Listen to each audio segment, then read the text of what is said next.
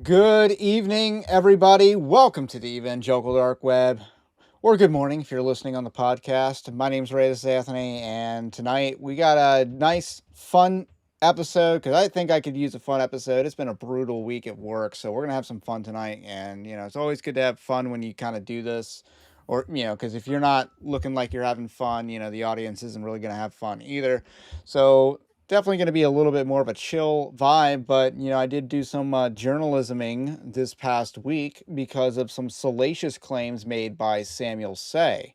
Now, Samuel Say is someone who rose to prominence during Woke Wars 1, and I'm just going to be very brutal about the situation. It's because he's black, and there's really no other reason for it. Like, he was a black blogger that spoke moderately conservative things at a time when that was very valuable content to certain individuals. Never really me. I feel like I tried to read him, maybe give him a chance back in the day, but it's like, he's not really saying anything special. And he's like a Ghanaian. Is it Ghanaian? Or is it Ghanan? Who immigrated to Canada, who now immigrated to the United States because he married an American citizen that I think maybe he met online or whatever. So, that's kind of his background. So now he wants to tell Americans, teach Americans about, American politics. And it's like, go back. Just saying, that's kind of the vibes I get. And, because just in general, not necessarily just Samuel Say, but I think foreigners are really bad at American politics, especially if they're British. So your Douglas Murray's being called out, as well Well, as I mean, I'm even more harsher. I'm as more of well as all a the British conservatives that were hating on Trump for tariffs and all that because it made their positions harder. Like, yeah, don't tell us how to do it, what we're doing, because what we're doing is working, and what you're doing hasn't worked. So I like our way of doing something more than your way of not doing anything, except for Brexit, because they haven't done anything since Brexit. So, with that said, Samuel Say definitely emerged, and it was tokenism at its finest, and he kind of was on the wrong side of woke wars too, specifically because he would tell you with a straight face that he's not in an interracial marriage and stuff like that. It's like he's married to a white chick. It's like, I'm not in an interracial marriage. Like, come on, man. Like, you don't even do that to us. And one of the things that he's going to talk about tonight is kinism, and done he has gone especially over the top rope to link that to a supposed bomb threat. Now, also on the lines of Samuel Say, he debated and got absolutely destroyed by Corey Mailer, or is it Mahler, back in the beginning of the year, or at least back in like March, April. So he got absolutely destroyed in that debate. And that led to, the very pointless James White debate where it's just like, okay, this was kind of stupid. But ultimately, uh, he's, I guess, on a rehab tour, so it's kind of weird. What he's doing recently is he's going around talking about black culture, which I would also say he's not a part of. He's not a part of black culture because he's an African who moved to Canada, who moved to the United States. He is not a part of black American culture. He could maybe assimilate into that. There's that does happen, but you also have the prominence of like African Americans hating black Americans. Like that's also kind of a thing as well. So, but anyway, he's here to talk to you about black Americans and black culture because he is something of an expert himself. So I just find the whole situation with propping him up absurd. It is strictly based on skin color, not even his race as a Ghanan or a Ghanaian. It's just strictly skin deep, and that is really all he is skin deep. I mean, it There it is. is. I mean, boomers are a big fan of like their tokenism. So and again, a lot of Christian bloggers are pretty much just people that say very banal things, and then they have a cross next to their name, and obviously that might get circulated on like a Christian Post type website, or even like the Gospel Coalition, where they do a lot of just things that are I don't say trivial and pointless, but that's a lot of what their content is, especially when it speaks to broader cultural issues. And they're not necessarily, again, the right wing has a large library of substacks and substackers that are far more talented than like anything Samuel Say has ever written. So again, it is certainly a tokenism, a where we need a First black. mover advantage. I'll Well, give not him even some advantage. that. I won't say he's like the first mover because people like Michael Brown and James White have been doing this type of thing for a long time. But as far as trying to, similar to Matt Walsh, not as talented, but similar to Matt Walsh. He had like a Matt Walsh blog or something like that. It was like a WordPress or something like that he just wrote articles at and just kept doing it and built a huge mega following. I want to say he like left the Blaze and then was signed by Daily Wire, and the rest is as you now know it. And Samuel Say targeted a much more niche audience and largely has a similar origin story, except on a much smaller and more niche scale. So that's how I would frame it. But again, why is there any amount of success? It's because of tokenism. Just straight up. Because Why he is he doesn't getting asked? actually have the talent that like a Matt Walsh actually has. And just to bring a comparison, Vodi Bakum is talented. He's a great preacher. And even if he were not black, I think you would still know who he is. I think he would be a name that people would recognize, or at least people in the Reformed world would recognize. He might not be as big if he were white, but you would still have heard of him. If you're in the Reformed niche, you still would have heard of him. That is not the case with Samuel Say.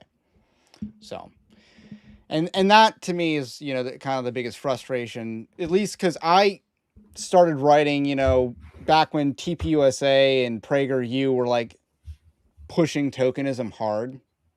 The rise of Candace Owens.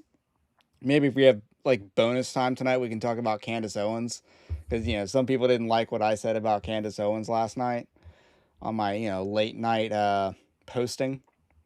But it is what it is, and I'm telling the truth there. Uh, so Samuel Say is not telling the truth, and this is where he's not telling the truth. And I'm gonna just bring up the screenshot since I can't bookmark blocked people who blocked me. So this is the man, yeah, just because it's complete overlay. So we had a bomb threat as I was preaching about kinism at a church in Kentucky this morning. Someone left a suspicious box in front of the church and called the police. We obviously have taken this. We obviously have to take this seriously.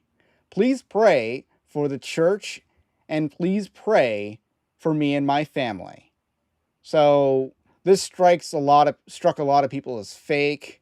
This struck a lot of people as like hyperbolic and just not serious.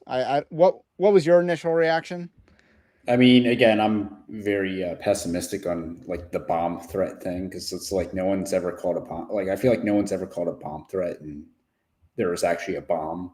And obviously, like there have been famous bombings, the Unabomber, the OK City, Oklahoma City bombing, and then of course you have the World Trade Center attack, the first one. So it's like, okay, yeah, you have some famous bombs, but like, let's be honest. Most of the time, when you hear of a bomb threat, it's someone calling to get out of school for like classes or like not to take the test, so they call in a bomb threat, and they can do so semi-anonymously.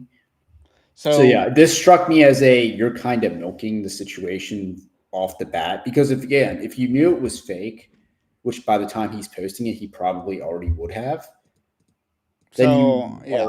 then you're just really working those udders. So you're talking about he's sensationalizing it for his Yes. own personal clout chasing And again, it's not like career. hasn't been attacks at churches. I mean, yes, you have the Mormon church the other week, which not a real church, and that's not a spiritual condition against Christianity at large, as much as many people want to make it that way. It isn't. It was probably just a dude having a fallen down moment. And yeah, when you actually have real incidents And again, you had the Catholic school a while back. So again, we can keep going back in the timeline. It's just like you have to actually have real incidents that happen, and then you're trying to milk this one. That was not a real thing. That It was was a not serious. And he's like, we have to take this seriously. It's like, I'm not going to take a bomb threat seriously, and I never have. Uh, that's just a reality. Like when we grew up, they had bomb threat Tuesdays at high school, you know? It was just a thing where we were growing up. Bomb threat Tuesday, you know, it'd be this school one week, another school the next week, and you know, there's like a chain where it was like 3 weeks in a row, it was bomb threat Tuesday. And you know, it wasn't serious then, and the police took it a lot more seriously than they took this, which we're about to dive into the police response in a second, because that's where I got some receipts here. uh, and so, you know, Samuel Say is trying to do that because, you know, he's not an American, so he's not familiar with, you know, bomb threat culture in the United States, for lack of a better term, and just, you know, how bomb threats have been used in the United States. And he's also not familiar with what a bomb threat actually is. When someone calls up, leaves an anonymous note, and I think there's a dispute on who actually called the police. You know, I do believe we have the phone number. I have the phone number of who called the police, so maybe we could call that, but and see who did it. But are they going to answer my phone number? Probably not.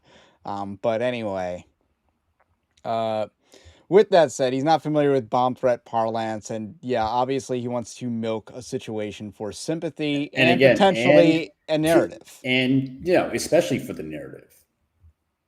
He wants the sermon to get sensationalized because of the subject matter. Obviously, he wants to attack Stephen Wolfe. He wants to attack all those white people. Again, you're a foreigner in a what is really a white country, let's be honest, and you're attacking the majority population. You're attacking the population that founded this country.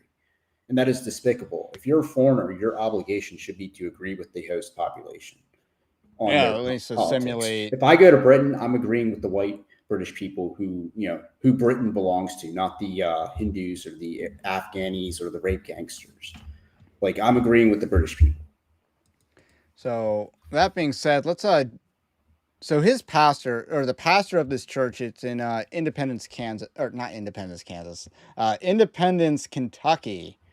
And that pastor has confirmed that this was a legitimate incident, because a lot of people are saying that he was lying. Well, Samuel Say is lying. This was not a bomb threat. That is a bold-faced lie meant to sensationalize a story in order to bear false witness and deceive the masses on what exactly happened. So I have here is a police log. So it's not a police report, because I don't think there is a police report. So that's just something to note. There is not a police report. So this is public. This is the scanner from Independence, Kentucky. I made a couple of phone calls the other day when he was making them. When he was making these like bold claims on social media. I think it was Tuesday. I called up a couple of police departments. I called up the county first. I think it was like Kenton County, Kentucky, or something like that. Started with a K. Called up their police department, spoke to a sheriff, or not a sheriff, a sergeant who I believe was also a detective. And I spoke to him, and yeah, he said there was no bomb threat on Sunday. He did say that there was a suspicious package, and yeah, again, the police were not treating it as a bomb threat at all. In fact, the sheriff kind of chuckled when I suggested, oh, okay, so they're just calling it a bomb threat for social media sensationalism, and he kind of chuckled at that and agreed. So that's what happened when I called the county police department. Then I called the city. They told me to file a form, filed the form, and this is all they have. This is all they have. There's not a police report. There's no arrest. There's no nothing. It's just this. And it reads from the bottom up. So 1213 check on a box. So it's like a dispatch. Check on a box that is marked fragile, laying in a yard right by the fire hydrant on Maple Tree. So they're told to check a box. That's a road. That's the road. So it's by the fire hydrant, which means it's It's on the presumably nose. a Yeah. distance away from the building. Yes, it was a distance away from the building when I saw the people, So it's not like looking at it in a that's not on the picture. doorstep, right? I It's mean, not on the if we doorstep. were to do a street view, we would see a fire hydrant, which would probably be within a few feet of the road. Yes. And then somewhere behind that, you would see a front door to a church or a parking lot. So Yeah. it's So not actually it's wow. It wasn't even on the doorstep or the porch or whatever. nope. I've seen a picture of people looking at the box because I knew it was a box before I, filed this and all that. I just wanted to know what the police perspective was on this. So, uh, complete passerby, I guess, is what comp passerby means.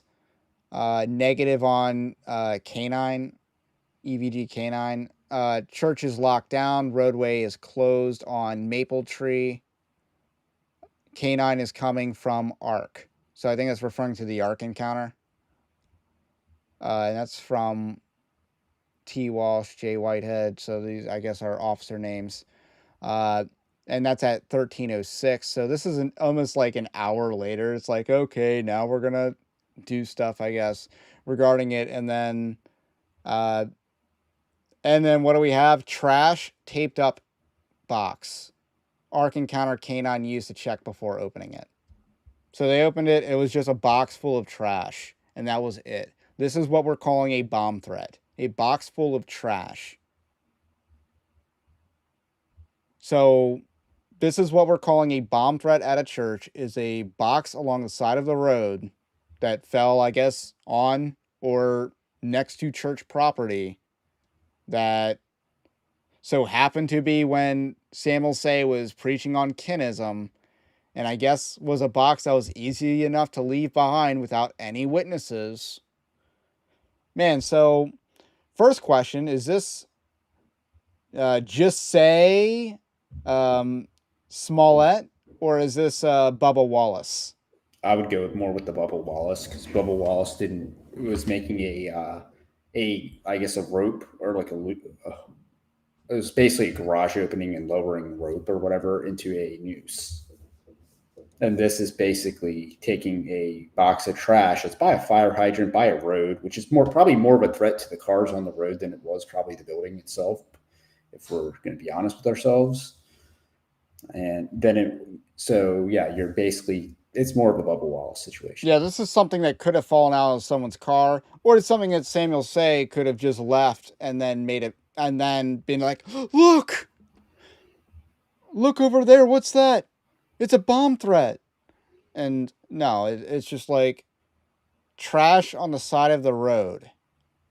And let's be real, cardboard boxes you shove a bunch of trash into, maybe it's not actually fully taped, but it's like an Amazon package where, you just sliced open the part that was previously taped, shoved a bunch of trash in it and threw it out the window. Like, there's just so many things that make this not serious. But Samuel Say wanted to drive a narrative about those Christian nationalists were saying this is MAGA country. And that's absolutely so far away from reality. That's not, it's not particularly funny, but it is pathetic. And that a church pastor would not only invite Samuel Say to preach, which is a huge red flag, but also go on to endorse this sensationalized narrative that Samuel Say is trying to paint so that he can have street cred that he does not have because he's not a black American. Yeah, So but bombs wouldn't even be how you get street cred as a black person. You'd have to like have a drive-by shooting where yeah, that is such a, you're more right. people are injured than actually like shot. You're right. Or That is such a white and or Arabic way to get street cred. It's not. That's not how a brother gets street cred. So you're absolutely right about that. Uh, with that said, next we're gonna dive into his sermon. But Anthony, I believe, has a live read for us today. yes. So the Bluestone Heritage League and the Vetus Dominion chapter of the Old Glory Club are launching a conference on the 25th of October. It will be in the Northern Virginia area, and Will Tanner of the American Tribune is the headliner of this conference. So if you are interested in attending the conference October 25th, it is more or less an all-day affair. You are more than welcome to DM me. Just tell me how you heard about it, and we will point you in the right direction. So that is all. But yes, Will Tanner, the headliner. All right. So yeah, if you're on the Twitter sphere, hit up Anthony. I'm sure you can find him. Unless you want to give your handle for a second. It should just be at Fava_Anthony. But Okay. yes, Sounds good. With that said, let's move on to a clip of the sermon in question. This is from Defiant Baptist. And his overview summary. So shout out to Defiant Baptist, contributor over at Evangelical Dark Web. Slow to Write preached a sermon about a sermon question mark. So he put that in question mark about Kennism in Kentucky, and he later claimed that a bomb threat had been called in as a result of his sermon topic. So yes, he did connect the two. Well, I listened, and it was about various folks that he has had online beef with, such as Stephen Wolfe, who he slanderously refers to as a white nationalist posing as a Christian nationalist. It's really hard to take this guy seriously when he refers to Ordo Amoris as ordered love. It is actually order of loves. And for all his bluster about a white nationalist bomb threat, all that all the actual attacks are coming from him, from the pulpit, no less. So he listens, so you don't have to. But I'm going to subject the audience to it because he has taken one for the team in order to provide context. So we salute your service. Uh, you have any notes about the preview? Because I'll be real, I have not listened to this clip. no, I'm expecting him to basically just call him a Nazi, and which basically means he's justifying people with physically and like physically assaulting Stephen Wolfe as a person, because when you call someone a Nazi, a fascist, or whatever, you're basically trying to justify violence against them. Alrighty, let's go. These people are called kinnists. How many of you are familiar with the term kinnism? Is the audio coming out all right? It's a little one-sided. Yeah, it is stereo. Let me see if I can come up. Or Kinnism is a specific version of something called white nationalism. And by the way, kinnists oftentimes will call themselves Christian nationalists. so that is coming in really quiet. Gonna see if so he's basically going into a diatribe on kinism, which again what's an overview of kinism? Is there an actual definition of it, or I don't even know, and nor do I really care. yeah, it I is mean, such a boogeyman type of claim. It is like not a real serious issue, but people want to treat it as such, and it's a boogeyman because it's basically, oh, this person doesn't like or prefer interracial marriage which, in okay, most that is situations. everyone before 1960 did not approve of interracial marriage. I mean, you had entire states which outlawed it, which again I would say is entirely Romans 13. The government has the right. Well, Again, parents have the right to ban it, because again they have the right to say, yeah, this person cannot enter our family, and they don't need a reason why. So again, I'm it's a very modern interpretation of scripture to like invent sins like this, where there are no sins. Like again, and especially with like marriage being a very family institution, where the Puritans would say you're supposed to have the consent of the father before you even like engage in a marriage, otherwise it's elopement. So we have a very antinomian and low view of the Ten Commandments. so And again, he moved to a white country, so yeah, and what he's going to argue like the assertion of like one race over another when you move to that race's country. So you're basically acknowledging that they're a better society than the one you came from. Otherwise, you can go back to the one you came from. right. So I don't see the benefit of going after this issue because they've failed to prove that it is a real serious issue. So this is I'm just saying, largely more boogeyman than it is like legitimate phenomenon. you're going to make an argument against so-called white supremacy or whatever, or white nationalism or whatever, while you're in, white country, speaking English and using, technology like a microphone and all that stuff, which was, invented in the West. Right. So, all right, we're gonna have to power through with this volume issue. So, because I'm not, unless I can find unless I can find another.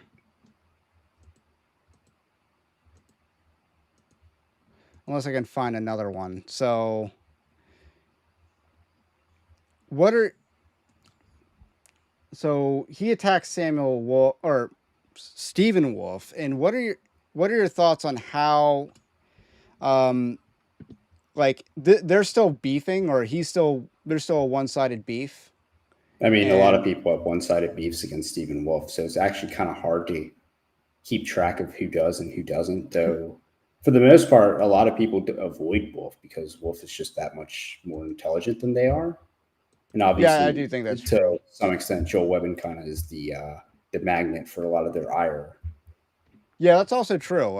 Joel Webben's definitely been a lightning rod for the right people in a lot of ways, which Stephen Wolfe is more, I guess, too. I think he's too smart to be the lightning rod. So I don't think he was the only one who posted a clip. So let me see if I can find.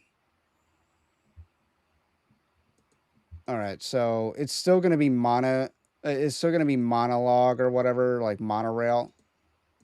But here we have another clip of the sermon. So I found another one. So we are working through technical difficulties. Yay. So let's go to this one. It's a little bit louder. So, for example, there's an author named Stephen Wolfe. He is the author of a tennis book called The Case for Christian Nationalism. So Again, he just called Case for Christian Nationalism a Kinnist book. he is saying Christian nationalism, but really it's white nationalism. He says in his book, choosing similar people over dissimilar people is not a result of fallenness, but is natural to man as man. Indeed, one ought to prefer and to love more those who are more similar to him, and much good would result in the world if we all preferred our own. That the old America, the America of the old right that opposed the New Deal, is not a white thing. It's not a white thing, but is a distinctly American Anglo Protestant thing, generated on these shores by a particular people. I'm not interested in white nationalism, nor limiting immigration to white people. White immigrants today will join the white Catholics in voting for Democrats. Doesn't matter where they come from. They're going to vote for the Democrats. Rather, old America lives on, albeit imperfectly, among white evangelicals who, as a voting bloc, remain the lone bulwark against the complete destruction of old America. Though to be sure, they do not stand alone. Conservative Protestants from many backgrounds have joined us in our efforts. These people are one with us, and they must not be excluded. And of course, we can work with Roman Catholics.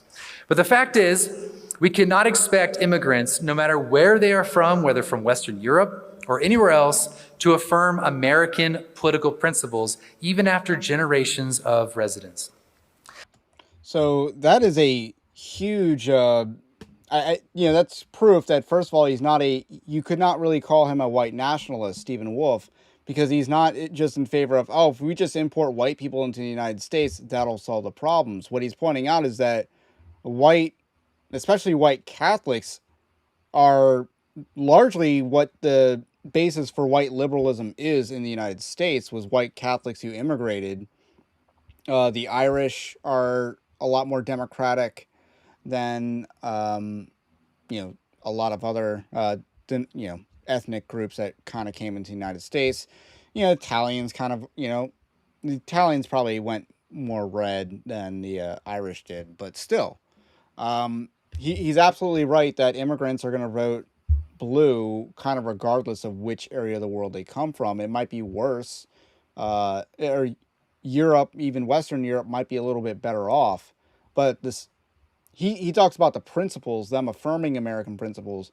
But we also got to remember, Europeans, they're not going to really be down for affirming American sensibilities as well. So, the way that Trump talks, for instance, is brutish or to a lot of European sensibilities. They're not Well, I cool with that. mean, just any American speaking is like considered boorish in the mind of the British, even though they speak English words and phrases that originated in the United States of America.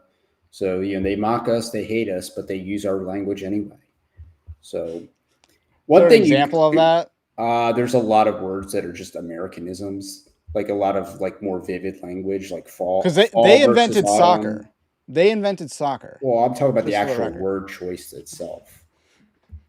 So, I Okay. mean, yeah, but you have Samuel Say kind of just like rejecting Aristotelian and just common sense language, like the notion that you don't have more in common with like your own kinsmen, people that you share blood with, people that you are, familiar with on a local level. Like part of the reason a king was able to rule was because he was of shared blood with his people. He was of them. He was of their stock. And Samuel Say is just he's completely rejecting that, like that a society doesn't form out of the scale of the family. One of the fault lines between Woke Wars 1 and Woke Wars 2 was the proposition nation, the idea that America's an idea. I know I use idea in the definition there, but yeah, the people believe that America's an idea, and people like Stephen Wolfe have done a lot of legwork in saying no, nations are not ideas, and No, there's so much it more is than the that. outgrowth of the family. It is the scaling of the family into cities, which then form states. When you have multiple cities, it forms the state. Another way to put it is family, clan, tribe, nation. Is Yes. another way that it outgrows as well. And again, Samuel Say basically thinks, oh, you can just have two random people. They'll work out a society together, or maybe even that shared Christian faith would do that, even though it's technically still hasn't. When you look at what the black church votes for, they vote the exact opposite of the white church. And, Hispanics are a little bit split, though it varies by region of the country. So it clearly doesn't work out that way. So along these lines, that I mean, I think you just kind of nailed it. Joel Berry, I think it was Joel Berry that asked the question: is like if a Indian Christian did not speak English, No, it's that was Neil Shenby, wasn't it? Oh, that was Neil Shenby. Oh, okay, sorry, wrong. Idiot. Libtard, yeah, or wrong idiot. So Neil Shenby asked if an Indian American was a Christian. Indian and American was a Christian, but did not speak English, did not dress like an American, and so on and so forth. Would they be considered an American? It's like, no, they would not. Even if they could do all those things, they would not. If America was, 80% Indian, it would not be America. It would be a crap hole. Well, I was at least going to give it the Mississippi River, 69% Christian. It would not be the Mississippi America. River would be clogged, and it would not even outflow into the Gulf of America. The Gulf of America. Yeah, I know, because it's funny because all the green global warming people gave people like Americans crap. But we're not the ones polluting the ocean. I mean, you probably India and China are the ones who pollute the ocean. I guess the one benefit is that you wouldn't need a bridge to cross into Manhattan because they would just clog the Hudson. Oh my gosh, they would. Yeah, it probably would end up like that. So, diving in, let's get through this clip. The heritage American and those consciously grafting themselves into that heritage are the last hope for old America. Let us further recognize that we are a Protestant people, which makes America a Protestant country. And so we must act in public as Protestants again. We must be Protestant academics, Protestant politicians, Protestant ethicists, Protestant intellectuals, Protestant voters. We must restore our confident responsibility for the America that is ours. We must shrug off the Stockholm Syndrome-like admiration we have for Roman Catholic and Jewish thinkers, who themselves are minorities, actually, within the Anglo-Protestant majority, who have dominated movement conservatism, and they've predictably been unable and largely unwilling to stop the slide of progress. To make America great again, America must again become explicitly and confidently Protestant again. All right. To this day, the core culture of America endures, though it is under threat. So again, Samuel Huntington, the great political scientist, he says this: America's core culture has been, and at the moment is still primarily the culture of 17th and 18th century settlers who founded American society. The central elements of that culture can be defined in a variety of ways, but include the Christian religion, Protestant values and moralism, a work ethic, the English language, the British tradition of law and justice, and the limits of government power, and a legacy of European art, literature, philosophy, and music. All this must be reaffirmed and reinvigorated, and we are the people to do it. It must be, and it must remain, the norm of American public life. One of the things that he said there was that Jewish and Catholic thinkers were minority in the broader scope of old right thought and stuff like that. Yeah, and that, they're overrepresented, but they're not willing to go all the way. And it makes me think whether tokenism was real back then too. Well, you see that with a lot. I mean, again, a lot of the Supreme Court justices, were they Catholic? Coney Barrett, Kavanaugh, both of them Catholic. They're not necessarily willing to go all the way, but we don't have enough Protestants on that, like at that level, because a lot of times, and again, this is something Wolfe has kind of spoken about before. Like when Wolfe talks about like worldview being kind of a bad thing, it's because he views it as very reductionistic, and that everything just boils down to worldview. So you don't need to actually study the classics. You don't actually need to pursue like a scholastic endeavor, because everything just boils down to a biblical worldview. If you have the right worldview, excellence and competency is secondary. And that's what Wolfe is arguing against.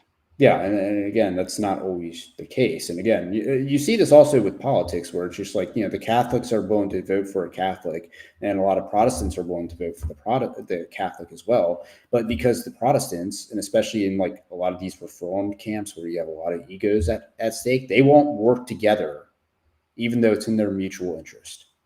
This is why you need a secular Donald Trump, because Ted Cruz is willing to sell out to Israel, or all these other politicians, all these other Protestants are not willing to actually do what needs to be done. Or you have Senator John Langford, who's willing to sell out his country for immigration. You have Ken Paxton's a little slimy, but just like Mike Johnson has like no spine and nothing between his legs. Like those are the Protestant options. Yeah, I'm trying to think, like, who's the best Protestant politician in the country right now? And that's why it's like, you almost need like a J.D. Vance. And again, if you go back to the Ohio Senate primary, it was J.D. Vance, Catholic, against, I think, Bernie Moreno, who's like this ultra-Zionist Christian. And that was the Protestant option. Oof. And here we are, Donald Trump is, I guess, nominally Protestant. Like, I really hope that Donald Trump is a baby Christian, because, he would be Protestant. But along those lines, we basically discouraged, in some ways we encouraged excellence, but in other ways, some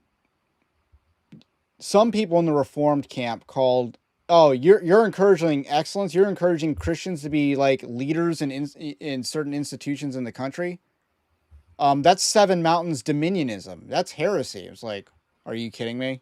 Or the other option is you have this apologia, this ultra presuppositional apologetics, where it's just like, oh yeah, you need the Bible and that's all you need, or like you need a chapter and verse to justify like taking a dump.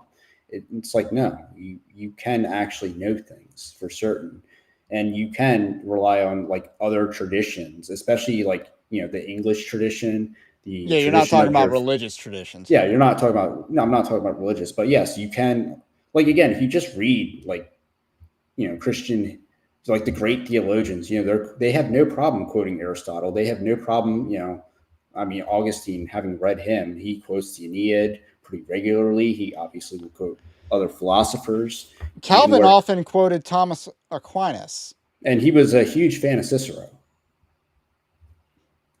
So yeah, read, like, I mean, obviously you hear a lot about classical Christian education, which is a good thing, but we actually do need to encourage, like, I won't say scholasticism, but we actually do need to encourage, reading the Bible, but reading other things as well. That will make it very comprehensive. Yeah. I'm being told you do, in fact, need scripture to justify taking a dump. But what's kind of interesting is that when I read Leviticus did not teach me. I did not come out of reading Leviticus saying, this is theonomy. I understood Leviticus as there is right and wrong that's already been established, and that the Bible is reaffirming that. I'll use homosexuality as the example because that's a hot button issue, and let's be a little bit bold here. We did not need Leviticus 18 to tell us that homosexuality was wrong, because we already saw that multiple times in Scripture, especially regarding, Sodom and Gomorrah was a story that predated it. And what's funny is in the Old Testament, there's a lot of references to homosexuality that, that don't really come, that people don't want to acknowledge because, cult male prostitutes isn't obvious enough, or the story in Judges 19, where, they wanted to go after the Levite first, and then the Levite threw the concubine out to, take her instead, and they did. So, you did, it was basically, it was, first of all, speaking to a particular people in a particular place in a particular context. That is what the law of Moses did. And there's nothing wrong with that. There's a lot to learn from that. And obviously if it's natural law, if it's a moral law, it's timeless. But a lot of it was to a particular people in a particular place at a particular time. Like, that's why theonomists are like, oh, we can't, some theonomists have like they don't believe in prisons and stuff like that, even though there were prisons in the Bible. But you can't have a restitution-based system in the low trust society that we have in the United States. Or even, like, one thing I remember from Rushdoony is that he would be against the notion of, like, executing thieves, which, again, I mean, a lot of, like, the British or English, if you're calling like 1% to 2% of your population every year for, like, petty crimes, like, over time your population, genetically, because genetics leads to criminal behaviors, but yeah, your genome improves over time, and all of a sudden it's just like 1,000 years of punishing thieves, and it's like, oh, your society is a lot more civil. Yeah, and they also hanged pirates, so, and they would be opposed to, like, punishing thieves with anything other than a restitution-based punishment, even though, again, it is, because I guess that would be going beyond. Whereas I think that America should have executed carjackers and stuff like that. Like, well, I mean, I look at what capital punishment should be more prudential than, it should be prudential. It should be hey, this crime is so bad at this particular time, we're not going to tolerate it at all. It's like a zero tolerance, send a message. And there's a reason why, I would say God is blessing the efforts of Bukele in El Salvador, because he's just, oh, you're part of gang. Well, get in the human centipede lineup here. That famous picture where they're kind of doing this human centipede, not like head to butt, but like, they're all just lined up or sat down in handcuffs. Conga lines. Yeah, I know. So, which actually looks more like a centipede, by the way. But the people applauded because that was righteous rule. It didn't matter if we could tie a particular murder to a particular person. It was, these people are known criminals and they're just going to get locked up. So, but I will say, America does not have a mass incarceration problem. We have, first you could argue that we don't have enough people in jail, but I would argue we don't have enough people getting executed. Like, I think we have a lack of death penalty problem in this country. Yeah, yes, on both parts. So, alrighty. How much more of the Stephen Wolfe clip do you want to go? Because it definitely shows that first of all, he's not a kinist, and he's not a white nationalist because he's saying that not all white people are welcomed here. Like, yeah, I mean, Protestants need to get their crap together, and then maybe it'll be our people in those positions instead of like trying to niggle at every single flaw or disagreement, which again the Catholics don't do on their end. So, all right, let's finish up the last minute and a half. So let me conclude with scripture here. Revelation 7:9. After this I beheld, and lo, a great multitude which no man could number, of all nations, kindreds, and peoples and tongues, stood before the throne and before the Lamb, clothed with white robes and palms in their hands. So let me ask you a question. You, brother or sister, are in that multitude. Whom are you standing next to? Have you ever asked yourself that question before? Which nation of that great multitude are you among in that verse? Which nation are you in that verse? Some of you might be thinking, well, I'm quarter Irish. Maybe I'll be among the Irish. I'm a bit this or that too. But let me tell you whom I'm standing next to. I'm standing next to John Winthrop, Cotton Mather. I'm standing next to Jonathan Edwards. I'm next to John Jay, John Witherspoon, and George Washington. I'm next to Benjamin Warfield, Stonewall Jackson, and Calvin Coolidge. I'm next to Santiago Pliego, Antonin Scalia, Clarence Thomas, and Chocolate Knox. And finally, I'm next to Billy Graham, Jimmy Stewart, and R.C. Sproul. These are my people. So who are yours? Thank you. So yeah, there were some not particularly white people in there, but they were all American nonetheless. yeah, I didn't know who the one Santiago dude was or whatever. He's part of New Founding, and he incidentally blocked me on Twitter for like a reason I don't know. So I'd love for him to unblock me because there's no reason we can't squash that beef if there is beef. That's one-sided, obviously. So would love to squash that. And that was a long time ago. That was before, things really escalated. But I think that might have been back during like the onstart of Woke Wars 2, if I had to guess. So anyway, yeah, the idea of attacking Stephen Wolfe for being a kinist, for being a white nationalist. I mean, he's white and he's a nationalist. But let me just say, I don't think white nationalism is sinful for the obvious reasons. Well, let's be honest. American nationalism is inherently going to be one color, and we all know what that color is.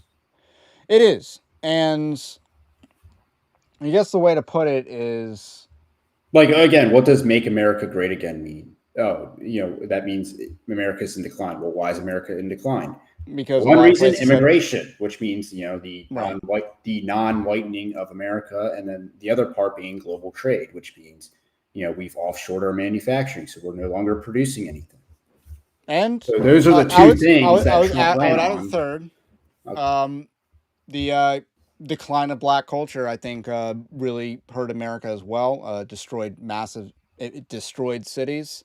I don't know if it's the decline so much as the... it is a decline because it is objectively worse now than it was in 1960 and 1950. Yeah, but I mean, culture is objectively worse. But I would argue it's because they rejected white culture, a lot of the tenets of white culture that were imposed on them as normative behaviors. Right, and we can talk about why that happened, but the point that I'm saying is that it's worse, so therefore that declined too, and I think there's like 15, 20 years where white people just wanted to try to be black.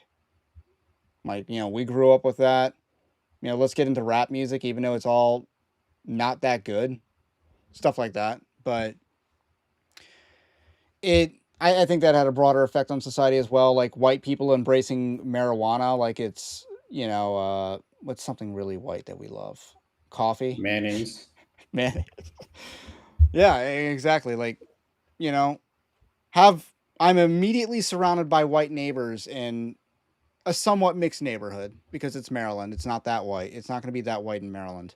Um, but my white neighbors smoke marijuana a lot. And yeah, again, that's like ghettoification of white culture. So, anyway. But I would also, in my rant against marijuana, say it's like the least productive drug ever. It's like even cocaine is more productive than marijuana. You can do a lot. You can make good music on cocaine. You cannot make good music on marijuana. It's been tried. It has never been done.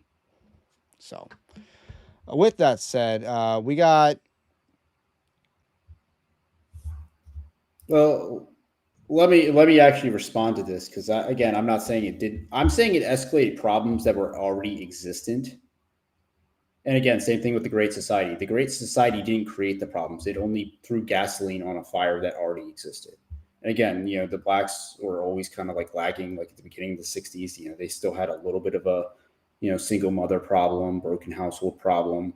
Obviously, their criminality numbers were higher than that of white people.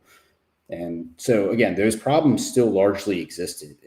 But when you take off the shackles and they begin, and again, the civil rights movement was a rejection and a revolt against more or less white European culture that blacks had been living under for centuries prior to that. And that's how you get, again, you see this with like the Roots movement where they're no longer naming their children like traditionally English names. They're naming them like whatever, like we can just Kunta Kinte. Well, I mean, even That's still a like joke, but lost something or Barack. Barack. Yeah, they're adopting a little bit more of a I won't say Africanized language or like naming convention because I don't even know where their naming convention comes from. But yeah, like something like that is a rejection of the like more or less white European culture that they were kind of underneath. So again, and the same thing, and again, you see this with the Black Lives Matter where they're talking about we're rejecting the nuclear family. Again, that's a product of the Anglo tradition. Yeah, so another thing to point out is that the civil rights movement predated the Civil Rights Act. And the So civil again, I rights would movement was exemplifying a lot of the problems that the Civil Rights Act codified.